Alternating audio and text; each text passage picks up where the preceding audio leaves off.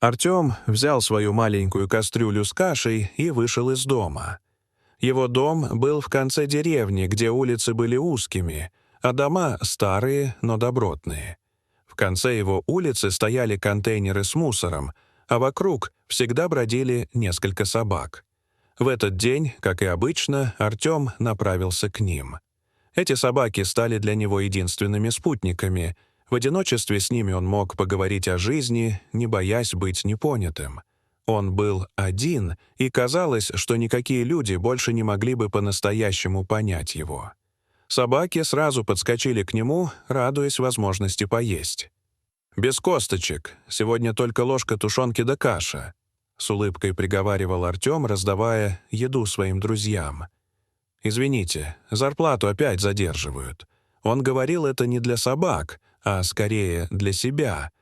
Это было как некое утешение, разговор с теми, кто никогда не предаст. Артем часто жаловался им на свою жизнь. Когда-то у него была семья, но сейчас он оставался один. «Как только получу, куплю вам костей», — обещал он, как будто извиняясь за невыполненные обязательства перед теми, кто по-настоящему ценил его усилия. Артем жил один, не считая собак, с которыми проводил большую часть своего времени. Работал охранником на складе овощей в деревне. Это была скучная работа, но для него подходящая, без лишнего общения, без необходимости объяснять что-то лишний раз. Единственное, что его беспокоило, это то, что зарплата была минимальной, и все остальные деньги выдавались ему в конверте. Эти деньги он часто тратил на еду для собак и несколько бутылок пива, которые иногда позволяли забыться. Когда-то Артем был амбициозным молодым человеком. Он занимался бизнесом с другом, продавал электронику. Дело шло неплохо, и даже появились первые успехи. Но все изменилось, когда он встретил Алину. Она была его первой настоящей любовью. Умная, привлекательная, с ней всегда было интересно разговаривать. Алина любила его, поддерживала, и у них было много общих тем, от литературы до футбола. Он чувствовал, что с ней ему по-настоящему хорошо. Они строили планы на будущее, мечтали о свадьбе, о том, как будут жить вместе. Но затем в его жизни появилась Ева. Яркая, эксцентричная девушка, которая сразу привлекала внимание. Она не была такой, как Алина. Ева всегда была в центре внимания. Она была гламурной, яркой, страстной, и у нее была невероятная способность очаровывать. Артему казалось, что она была тем, чего ему не хватало в жизни. Он почувствовал, что с Евой жизнь будет более яркой и насыщенной. Одна ночь с ней в компании друзей перевернула все. Но утром он понял, что, несмотря на ее внешность, она была пустой внутри, и разговоры с ней не приносили удовлетворения.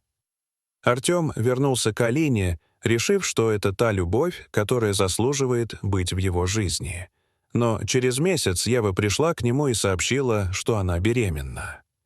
Это был шок. И хотя Артем понимал, что любит Алину и хотел с ней остаться, он оказался в сложной ситуации.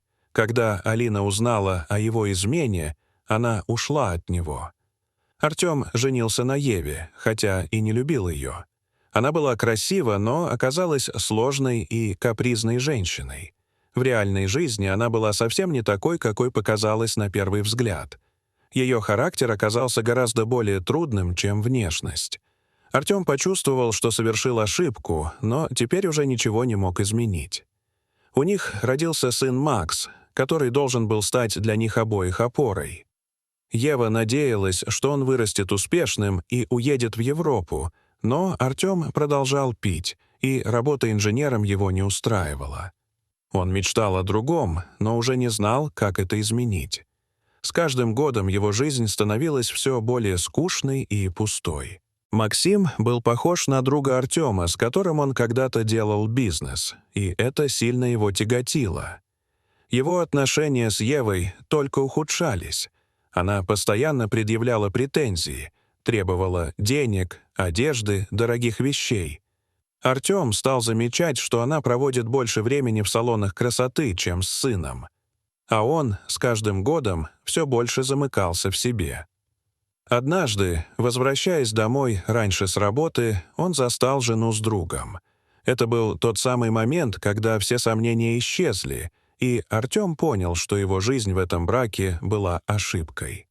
После этого он выгнал Еву с сыном и продолжил жить один. Сначала сильно пил, но потом понял, что так не может продолжаться. Он взял работу охранником на складе, где ему не нужно было ничего решать и о многом думать. Собаки стали его единственным утешением, и он продолжал кормить их и разговаривать с ними. В деревне он был уже известен как тот, кто заботится о своих четвероногих друзьях. Но спустя годы, когда Артем уже привык к одиночеству, его сын Макс снова появился в его жизни. Он вырос, и теперь ему было 21. Макс понял, что не достиг того успеха, который ожидала от него мать, и решил получить что-то от отца. Артем не был рад его появлению. Макс приходил с бутылками алкоголя, они много говорили, но Артем замечал, что парень не ищет решения своих проблем, а просто жалуется на жизнь. Он увидел, что соседи начали избегать его, и вскоре понял, что Макс пытается получить его дом. Он пришел с официальной справкой, подтверждающей, что Артем не способен принимать решения. Артем был в ярости. Но вместо того, чтобы сдаться, он решил бороться за свои права.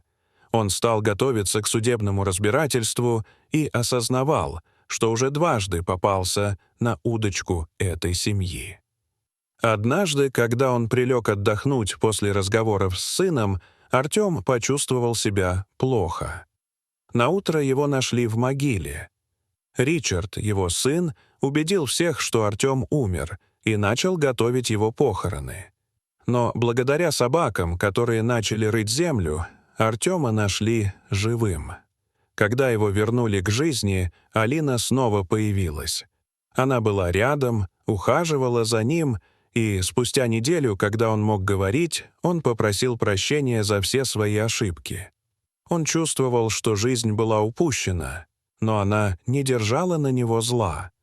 Алина всегда любила его, несмотря на все, что произошло. И, наконец, они снова были вместе. Хотя Макс не вернулся в его жизнь, Артем и Алина смогли построить свои отношения заново. А их сын, выросший в любви и заботе, не держал обиды на отца. Они стали семьей, даже если времени для их воссоединения было потеряно много.